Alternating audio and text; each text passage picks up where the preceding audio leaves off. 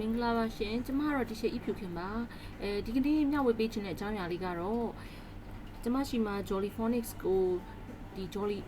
Classroom လေးနဲ့ဝယ်ပြီးတင်နေပေါ့နော်ဒီ PDF file ကြီးနဲ့တင်မဲ့အစားဒီ Jolly Classroom လေးကိုဝယ်ပြီးတင်တာဖြစ်တဲ့အတွက်အရန်ကိုကလေးလေးတွေကactively နဲ့ participate လုပ်တာကိုလည်းတွေ့ရပါတယ်အဲ့တော့ဥပမာအနေနဲ့ဆိုရင် group ကျမရှိမှာ level သတ်မှတ်တာကတော့ပေါ့နော် group 1 2 3 Jolly Phonics မှာဆိုရင်ဒါကို level 1လို့သတ်မှတ်ပါတယ်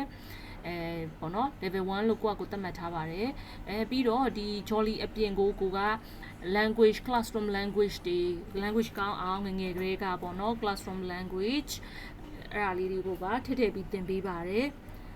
ပြီးတော့အဲ့တော့ group 1မှာကဘာတွေသင်ရမလဲဆို art it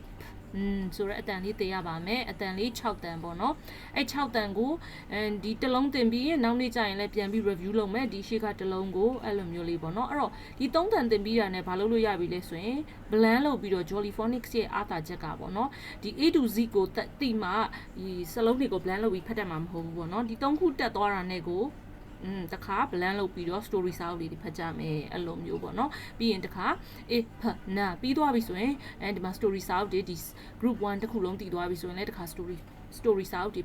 ဖတ်နိုင်ပြီပေါ့နော်ပုံမြင်စာအုပ်လေးတွေကလေးက blend လုပ်ပြီးဖတ်နိုင်ပြီအဲ့တော့ဘယ်အရွယ်လေးတွေကိုလက်ခံတယ်လဲဆိုရင်အခုကအဲ့လို blending လေးတွေရောတေချာတင်မှာဖြစ်တဲ့အတွက်4နှစ်ကစပြီးလက်ခံပါမယ်4နှစ်ကနေပြီးတော့6နှစ်အရွယ်ကလေးလေးတွေအတွက်မတင်ဘူးသေးတဲ့ကလေးတွေဆိုရင်ပို့ပြီးတော့သဘောပို့ပြီးတော့အဆင်ပြေပါတယ်မတင်ဘူးတဲ့ကလေးလည်းတက်လို့ရတယ်ဥမာ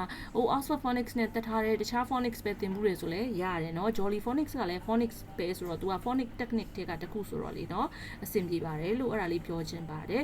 ပြီးတော့ group 2ပေါ့เนาะဒီ art ipana ကြည်သွားပြီဆိုရင်တခါ group 2ကိုသွားပါမယ်right C နဲ့ K နဲ့ကအတန်တစ်လုံးနဲ့ပဲထွက်တယ်ဒါပေမဲ့လည်း C ကိုတရက်သွားတယ် K ကိုတရက်သွားပြီးတယ်ပေါ့နော်အဲ့တော့ d ဆိုပြီးတော့ပေါ့နော်ဒီက letter 9လုံးပေါ့နော်အဲ့ဒါကိုတခါကြည့်အောင်သင်ပါမယ်အဲ့ဒါဆိုရင်လည်းခုနကပြောသလိုပဲ3ခုတစ်ခါပြီးတိုင်းစာအုပ်လေးတွေနဲ့စာအုပ်ဖတ်တာလေးတွေသင်တော့ reading ကိုပါငယ်ငယ်ကလေးကအကျင့်လေးကိုပြောထောင်လို့ရတာပေါ့နော်ပြီးတော့ group 3လေးမှာကျတော့ဘာတွေသင်မလဲ g o a b ဆိုရက် letters လေးတွေတင်ပါမယ်အဲ့တော့ဒီလိုတွေတင်လို့ letters တွေအစင်လိုက်မသိဘူးလို့အဲ့လိုလဲဟိုကမဖြစ်နေပေါ့နော်ကလေးတွေကိုပြီးရင်တော့ letters အစင်လိုက်ပြန်တင်တယ်အဲ့တော့လောလောဆယ်ကတော့သူတို့blending segmenting လေးတွေရသွားမယ်ဒီကုတ်လုပ်ပြီးတော့ဒီပုံမြင်တွေဖတ်တတ်လာမယ်ပေါ့နော် reading skill ကိုပါပုံငယ်ကလေးကနေပြီးတော့အတန်တွက်မှန်မှန်ကန်ကန်နဲ့နော်ဟိုကလေးကိုတက်မြောက်စေခြင်းနဲ့ဆိုရင်တော့mass join မှာ join ကို join တဲ့အတန်းလေးတွေဖြစ်ပါတယ်ရှင်ဟုတ်ကဲ့ကျေးဇူးတင်ပါတယ်